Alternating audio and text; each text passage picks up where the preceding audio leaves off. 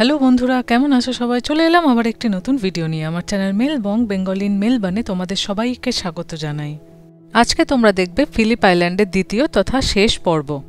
আজকের ভিডিওতে তোমরা দেখবে আমরা দ্বিতীয় দিন লাঞ্চের পরে আর কোথায় কোথায় ঘুরলাম এবং পরের দিন আমরা আরও কয়েকটি জায়গা ঘুরতে ঘুরতে মেলবার্ন ফিরে এলাম। সেই নিয়েই আজকের ভিডিও। চলো তাহলে শুরু করা যাক। এবারে আমাদের ফিলিপ আইল্যান্ডের ট্রিপটা একটু অন্যরকম। যে কমন জায়গাগুলোতে লোকজন যান আমরা সেগুলো যাচ্ছি না। ম্যাপে নতুন নতুন জায়গা দেখছি আর সেই জায়গাগুলো গিয়ে এক্সপ্লোর করছি কেমন হবে। যেহেতু এগুলো খুব একটা পরিচিত নয় সেজন্য এখানে তেমন মানুষজনের ভিড়ও নেই।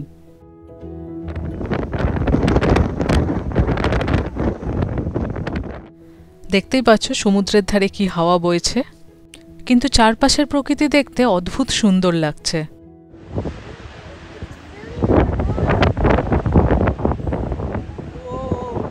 আমরা যে জায়গাটিতে দাঁড়িয়ে সমুদ্র দেখছি এটির নাম পাঁচবোল রক বিচ লুকআউট।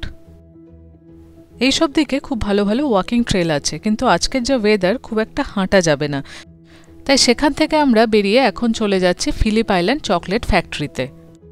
ভেতরে ঢুকেই দেখি সামনে একটা মিনিয়েচার রেলওয়ে, আর এগুলো তো দেখতে আমার দারুণ লাগে। কখনো দেখছে একটা ট্রাম চলে যাচ্ছে, কখনো রেলের ইঞ্জিন যাচ্ছে, খুব সুন্দর লাগছিল দেখতে। আর এই জায়গাটি দেখো, এখানে যে পেঙ্গুইন আর বালিগুলো আছে না, পুরোটাই চকলেট দিয়ে বানানো। কি দারুণ না? এই দেখো আবার একটা ট্রাম চলে যাচ্ছে। আমরা আগে যে চকলেট ফ্যাক্টরিগুলোতে গেছি সেগুলো অপেক্ষাকৃত অনেকটাই বড় ছিল, এটা কিন্তু ততটা বড় না। আর এখানে যে চকলেটের ভ্যারাইটি পাওয়া যাচ্ছে সেগুলো অপেক্ষাকৃত কম। সব রকমের চকলেটেই 3 রকম ভ্যারাইটি পাওয়া যাচ্ছে: মিল্ক চকলেট, হোয়াইট চকলেট আর ডার্ক চকলেট। দুপুরে ফিশ অ্যান্ড চিপস খাওয়ার পর এখানে এসে আমরা আইসক্রিমের 2টো স্কুপ নিলাম। একটা ছিল সল্টেড ক্যারামেল আর একটা ছিল রামেন রেজিন।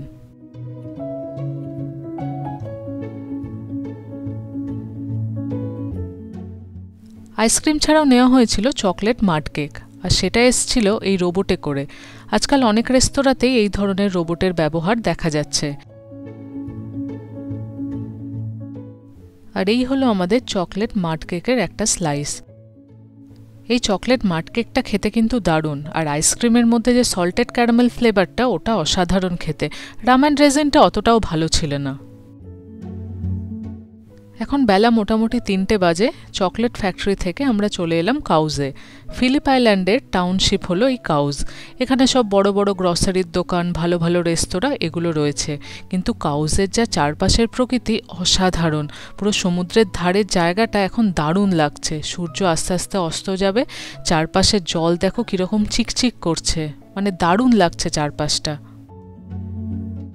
আগে আমরা 2বার ফিলিপ আইল্যান্ড এসেছি, কিন্তু কখনো এদিকটায় আসা হয়নি। এই প্রথমবার এসে খুব ভালো লাগছে। এখন এই জায়গাটায় আমরা কিছুক্ষণ হেঁটে বেড়াবো, তারপর আমরা আমাদের কেবিনে গিয়ে রিল্যাক্স করব। আমাদের তো কোনো তাড়া নেই।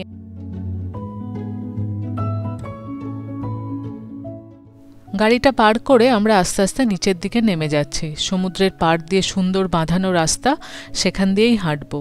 বাঁ দিকটায় রয়েছে জেটি, জেটির উপরে অনেক লোকজন দেখা যাচ্ছে, তাই আমরা জেটির দিকেই যেতে শুরু করলাম।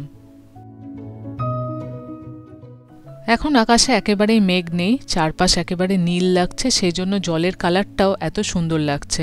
এখন হাওয়াটাও কিছুটা কম রয়েছে বলে কিছুক্ষণ দাঁড়ানো যাচ্ছে সমুদ্রের ধারে।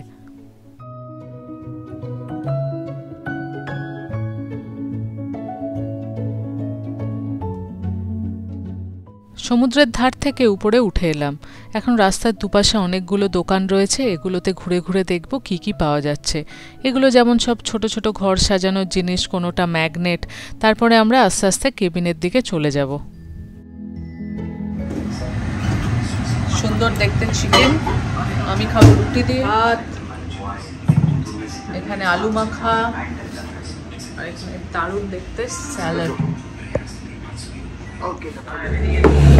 এখন সবাই মিলে খাওয়া চলছে, আর এদিকে সিনেমা দেখা হচ্ছে।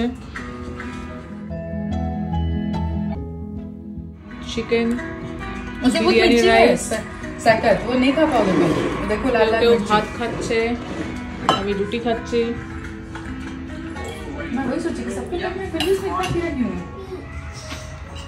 হ্যাঁ ঠিকই হয়েছে, এত তাড়াতাড়ি যা বানানো যায়। তার আগে তোমার বাড়ি থেকে দেখেছিলাম, আমার আরো ভালো লাগছিল।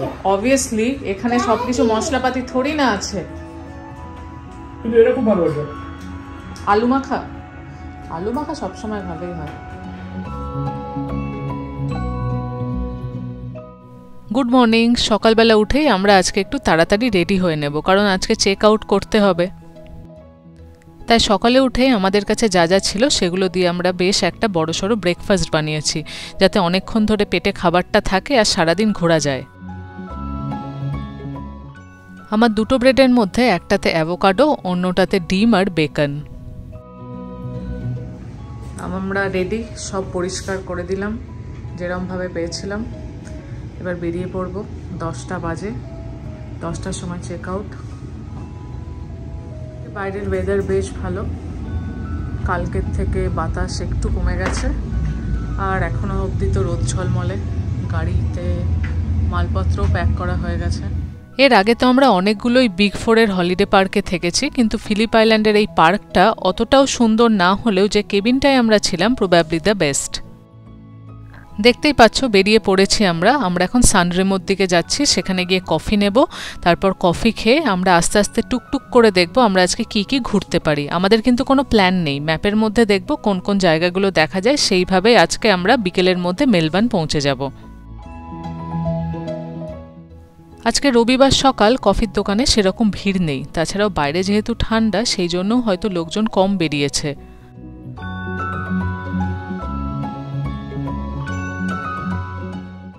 কফির দোকানের একদম পাশেই এই দোকানটি ছিল। বাইরে থেকে দোকানটির ভেতরে যখন নজর পড়ল, জিনিসগুলো দেখে বেশ ভাল লাগলো। ভাবলাম যাই একটু ঘুরে আসি ভেতরটা কীরকম। একেবারে ভেতরে এসে দেখছি, ও বাবা, এ তো দারুণ দোকান। ভেতরে দারুণ দারুণ ফার্নিচার পাওয়া যাচ্ছে, ঘর সাজানো সব সুন্দর সুন্দর জিনিস।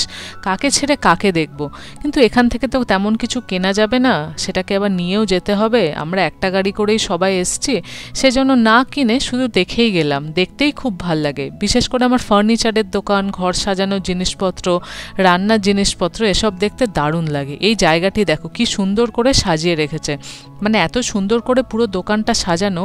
কোনো একটা জিনিস নিয়ে গেলে কিভাবে সাজাতে হবে তুমি সেই আইডিয়াটাও পেয়ে যাবে। একটা গণেশজিও ছিল।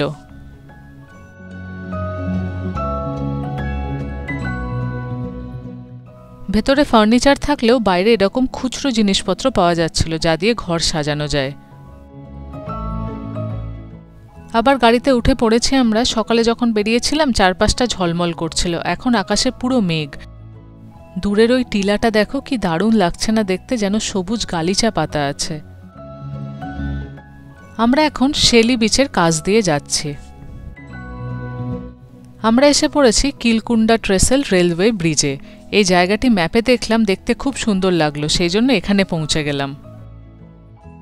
এটা একটা লুকআউট পয়েন্ট, এখান থেকে সমুদ্র দেখতে দারুণ লাগছে। নেহাত আকাশটা মেঘে ঢেকে গেছে, তাই সমুদ্রের রংটা একটু গাঢ় হয়ে গেছে। আকাশ যদি নীল থাকতো চারপাশটা দেখতে অসাধারণ লাগতো। ভালো ঢেউ আছে এখানে, লোকে তেমন ভালো চানও করতে পারে। এখানে অত লোক দাঁড়িয়ে আছে, কারণ এখানে হলো পপুলার। যেই লুকআউটে দাঁড়িয়ে আছি তার একদিকটাই তো সমুদ্র দেখতেই পেলে, উল্টো দিকে এইরকম সুন্দর ভ্যালি, আর মাঝখান দিয়ে হলো এই ব্রিজটা।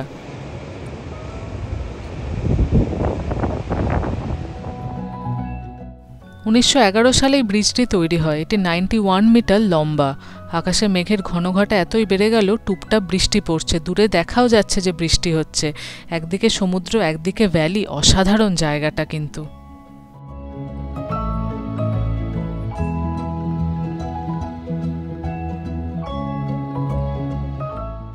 বেশ কিছুটা গাড়ি চালিয়ে এবার আমরা চলে এলাম দ্য কেভস বা কেভ বিচে।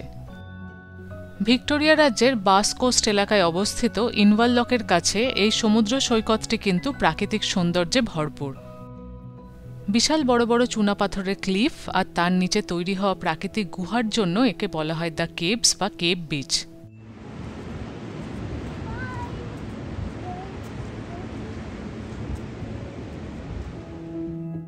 সমুদ্রের উপর ভেসে আসা নোনা বাতাস এবং তার সাথে সমুদ্রের ঢেউয়ের ক্ষয়কার্যের ফলে এখানে চুনাপাথরে এই ধরনের ভূমিরূপে সৃষ্টি হয়েছে।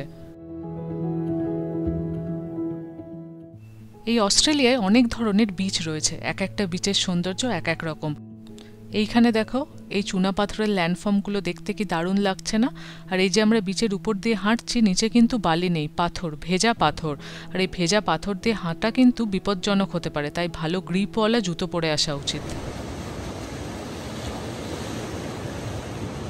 আর একটু সামনের দিকে এগিয়ে গেলে ওই পাশে চুনা পাথরের গুহাগুলো আছে, কিন্তু আস্তে আস্তে সমুদ্রের জলস্তর বেড়ে যাচ্ছে, তাই ওদিকটায় আর যাওয়া যাচ্ছে না। লো টাইডের সময় ওই গুহাগুলোর মধ্যে প্রবেশ করা যায়। এই বিচের একটি অসাধারণ ইতিহাস আছে। এখানে ডাইনোসরের ফসিল আর পায়ের চিহ্ন পাওয়া গেছে। বেশ কিছুক্ষণ সময় কাটিয়ে আকাশে মেঘের ঘন ঘটা দেখে আমরা গাড়িতে উঠে পড়লাম। এবার আমরা যাচ্ছি মেলবার্নের দিকে। চারপাশের এই সবুজ প্রকৃতির মধ্যে দিয়ে গাড়ি নিয়ে যেতে অসাধারণ লাগছে। আমাদের যেতে সময় লাগবে মোটামুটি 3 ঘন্টা। চলো তাহলে আজকের ভিডিও এখানেই শেষ করছি। আমাদের এই সাডেন ফিলিপ আইল্যান্ড ট্রিপ তোমাদের কেমন লাগলো জানাতে কিন্তু ভুলো না। ভিডিওটি ভালো লাগলে একটা লাইক করে দিও, আর আমার চ্যানেল যদি তোমাদের ভালো লাগছে তাহলে প্লিজ সাবস্ক্রাইব করো। তোমাদের একটি লাইক এবং সাবস্ক্রিপশনে আমার চ্যানেল অনেক দূর অবধি এগিয়ে যেতে পারে। আজ তাহলে আসি, সবাই খুব ভালো থেকো, টাটা।